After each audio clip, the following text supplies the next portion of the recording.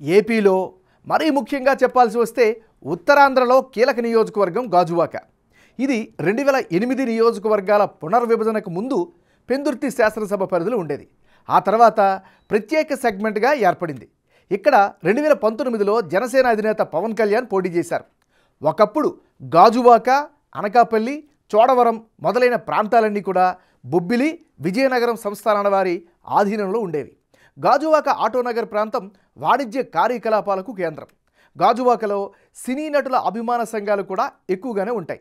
అందుకే గత ఎన్నికల్లో పవన్ కళ్యాణ్ ఈ సీటును ఎంపిక చేసుకుని ఉండవచ్చు. కానీ ఫలితం మాత్రం అనుకున్నట్లుగా రాలేదు. మరి ఇప్పుడు గాజువాక నియోజకవర్గం ఓటర్ నాడి ఎలా ఉందో తెలుసుకునే ముందు 2019 అసెంబ్లీ ఫలితాలను ఒకసారి చూద్దాం. 2019 అసెంబ్లీ ఎన్నికల్లో గాజువాక నియోజకవర్గంలో వైసీపీ నుంచి పోటీ చేసిన తిప్పల నాగిరెడ్డి తన సమీప ప్రత్యర్థి కొణిదెల పవన్ కళ్యాణ్పై 14,520 ఓట్లతో గెలిచి చరిత్ర సృష్టించారు. గత ఎన్నికల్లో వైసీపీ అభ్యర్థి 38% ఓట్లు సాధిస్తే జనసేన ఖచ్చితంగా గెలుస్తుంది అనుకున్న చోట పవన్ కళ్యాణ్కు 29% మాత్రమే ఓట్లు వచ్చాయి. వైసీపీ అభ్యర్థి గత 2 ఎన్నికల్లో ఓడిపోయిన సానుభూతి కలిసొచ్చింది. అలాగే వైఎస్ఆర్ కాంగ్రెస్ పార్టీకి ఉండేటటువంటి వేవ్ కూడా గత ఎన్నికల్లో పనిచేసింది. ఇక తెలుగుదేశం పార్టీ నుంచి పోటీ చేసిన పల్లా శ్రీనివాసరావు 28% ఓట్లు రాబట్టి 3వ స్థానంలో నిలిచారు. అయితే గాజువాకలో టీడీపీ జనసేన ఓట్ల శాతం మాత్రం కలిపితే 57%గా కనిపిస్తోంది. అంటే గెలిచిన వైసీపీ అభ్యర్థి కంటే చాలా ఎక్కువ. కానీ వేటికవే పోటీ చేయడం వల్ల గత ఎన్నికల్లో టీడీపీ జనసేన అనుకున్న ఫలితాలు రాలేకపోయాయి. మరి ఈసారి పరిస్థితులు మారాయి.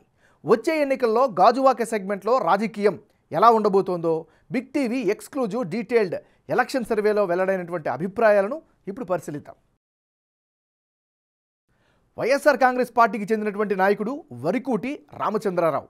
మరి వరికూటి రామచంద్రరావుకు రానున్న ఎన్నికల్లో కలిసొచ్చే అంశాలేమిటి పరిశీలిస్తే, గాజువాక నియోజకవర్గంలో కార్పొరేటర్గా పనిచేసినటువంటి అనుభవం ఖచ్చితంగా అడ్వాంటేజ్ అవుతుంది. అదేవిధంగా నియోజకవర్గంలో క్రియాశీలకంగా ఉన్నారు, ప్రజల్లో మమేకమవుతున్నారు, పార్టీ కార్యక్రమాలను విజయవంతంగా చేస్తూ ముందుకు పోతూ ఉన్నారు. మరోవైపు ప్రస్తుత ఎమ్మెల్యే నాగిరెడ్డిపై అసంతృప్తిగా ఉన్న కేడర్ను ఆకర్షించగలుగుతున్నారు. సమస్యల పరిష్కారంపై చొరవ చూపుతారు అనేటటువంటి అభిప్రాయం కూడా వరికూటి రామచంద్రరావుపై కనిపిస్తోంది. ఇవన్నీ కూడా రామచంద్రరావుకి సంబంధించినటువంటి అనుకూల అంశాలు. మరి మైనస్ పాయింట్స్ ఏమిటి పరిశీలిస్తే, సిట్టింగ్ ఎమ్మెల్యే నాగిరెడ్డి వర్గం ఎంతవరకు ఇతనికి సహకరిస్తారు అనేటటువంటి అనుమానమైతే నియోజకవర్గంలో కనిపిస్తోంది. మరి ముఖ్యంగా వైజాగ్ స్టీల్ ప్లాంట్ ప్రైవేటీకరణ ఇష్యూ హాట్ టాపిక్గా కొనసాగుతోంది. ఇప్పటికే స్టీల్ ప్లాంట్ విషయంలో పెద్ద ఎత్తున ధర్నాలు చేస్తున్నారు, నిర్వధిక సమ్మెలు కొనసాగుతున్నటువంటి పరిస్థితి. ఇక టిడ్కో ఇల్లు లబ్ధిదారులకు అందించకపోవడం కూడా ఆయా సామాజిక వర్గాలు కావచ్చు లేదా ఆ ప్రాంతంలో మైనస్ కనిపిస్తోంది.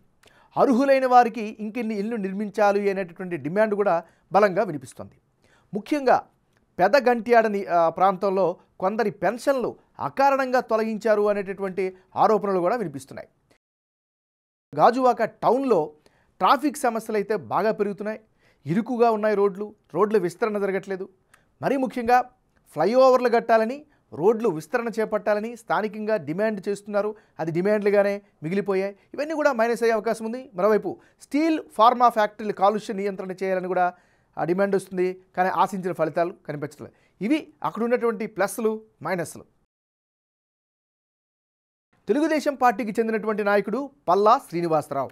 మరి పల్లా శ్రీనివాసరావుకి రానున్న ఎన్నికల్లో అనుకూలమైనటువంటి ఫ్యాక్టర్స్ ఏంటి పరిశీలిస్తే, ప్రజల్లో అయితే పల్లా శ్రీనివాసరావుకు పాజిటివ్ ఇమేజ్ కనిపిస్తోంది. పార్టీ పరంగా చూస్తే తెలుగుదేశం పార్టీ 6 గ్యారంటీలపై జనంలో విస్తృతంగా ఇతను ప్రచారం చేస్తున్నారు. ఇది ప్రజల్లో కూడా వెళ్తున్న పరిస్థితి కనిపిస్తోంది.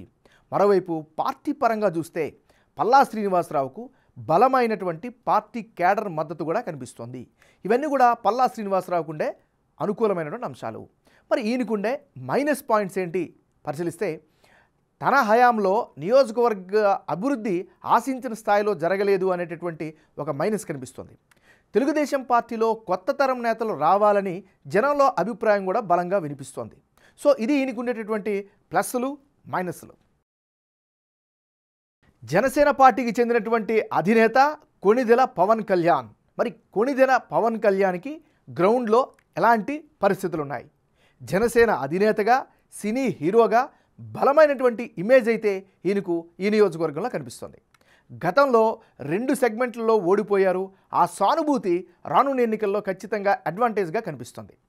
ముఖ్యంగా ప్రజలు పడుతున్నటువంటి ఇబ్బందులు కావచ్చు, సమస్యలపైన సీరియస్గా పోరాటం చేస్తూ ఉన్నారు. ఇది ప్రజల మన్ననలు పొందుతోంది. రాజకీయాల్లో కీ రోల్ పోషిస్తారు అనేటటువంటి అభిప్రాయం కూడా అన్ని వర్గాల్లో కూడా వినిపిస్తున్న పరిస్థితి. మరీ ముఖ్యంగా ఈసారి తెలుగుదేశం పార్టీ జనసేన పొత్తులతో పోటీకి దిగడం కూడా ప్లస్ పాయింట్ కానుంది. మరోవైపు గాజువాకలో కాపు కమ్యూనిటీకి బలం ఎక్కువగా ఉండడం, వాళ్ళ మద్దతు పవన్ కళ్యాణ్కే కలిసి వస్తుండడం కూడా కలిసి వచ్చే అంశం. ఈ సెగ్మెంట్లో పవన్ కళ్యాణ్కు అభిమాన సంఘాలు చాలా పెద్ద ఎత్తున కూడా వర్క్ చేస్తున్నాయి. అదొక అండగా చెప్పుకోవచ్చు. ఇది పవన్ కళ్యాణ్కి ఈ నియోజకవర్గంలో ఉండేటటువంటి గ్రౌండ్ రియాలిటీ. రానున్న ఎన్నికల్లో గాజువాక నియోజకవర్గంలో ఎవరెవరు బరిలో ఉంటే ఫలితాలు ఏ విధంగా వచ్చే అవకాశం ఉందో పరిశీలిద్దాం. ముందుగా వైఎస్ఆర్ కాంగ్రెస్ పార్టీ నుంచి వరికూటి రామచంద్రరావు, తెలుగుదేశం పార్టీ నుంచి పల్లా శ్రీనివాసరావు. అంటే ఇప్పటికిప్పుడు ఎన్నికలు జరిగితే పొత్తులో భాగంగా టీడీపీకి టిక్కెట్ దక్కితే గాజువాకలో తెలుగుదేశం పార్టీ గెలుపు అవకాశాలు ఎక్కువగా కనిపిస్తున్నట్లు బిగ్ టీవీ సర్వేలో తెలుస్తోంది. వైసీపీ నుంచి బరిలోకి దిగే వరికూటి రామచంద్రరావుకు 45% ఓట్లు, అలాగే టీడీపీ నుంచి పల్లా శ్రీనివాసరావు పోటీ చేస్తే 47% ఓట్లు, ఇతరులకు 8% ఓట్లు వచ్చే ఛాన్సెస్ కనిపిస్తున్నాయి. టీడీపీ ఓటు షేర్కు ప్రధాన కారణం క్యాస్ట్ ఈక్వేషన్స్ బలంగా కనిపిస్తున్నాయి. వైజాగ్ స్టీల్ ప్లాంట్ ఇష్యూ కూడా కీ ఫ్యాక్టర్ కాబోతోంది. అదే సమయంలో టీడీపీ జనసేన పొత్తు కూడా ఈ కూటమికి కలిసి వస్తోంది. అదే సమయంలో ప్రస్తుత ప్రభుత్వ హయాంలో గాజువాక తగినంతగా అభివృద్ధి చెందకపోవడం కూడా టీడీపీ ఓటు షేర్ పెరగడానికి కారణమని జనం అభిప్రాయంగా తెలుస్తోంది. అలాగే గాజువాక వైసీపీలో విభేదాలు కూడా టీడీపీ కూటమికి కలిసి వచ్చే పరిణామంగా కనిపిస్తోంది. ఇక ఇదే నియోజకవర్గంలో మరో సినారియోలో గనక పరిశీలిస్తే, అంటే వైసీపీ నుంచి వరికూటి రామచంద్రరావు, జనసేన నుంచి కొణిదెల పవన్ కళ్యాణ్ బరిలోకి దిగితే జనసేన గెలిచే అవకాశాలే ఎక్కువగా ఉన్నట్లు బిగ్ టీవీ సర్వేలో తెలుస్తోంది. వైసీపీ అభ్యర్థి వరికూటి రామచంద్రరావుకు 43% ఓట్లు, అలాగే జనసేన నుంచి పవన్ కళ్యాణ్ పోటీకి దిగితే 49% ఓట్లు, ఇతరులకు 8% ఓట్లు వచ్చే ఛాన్సెస్ ఉన్నాయి. గత ఎన్నికల్లో ఓడిపోయిన సానుభూతి పవన్ కళ్యాణ్ వైపు స్పష్టంగా కనిపిస్తోంది.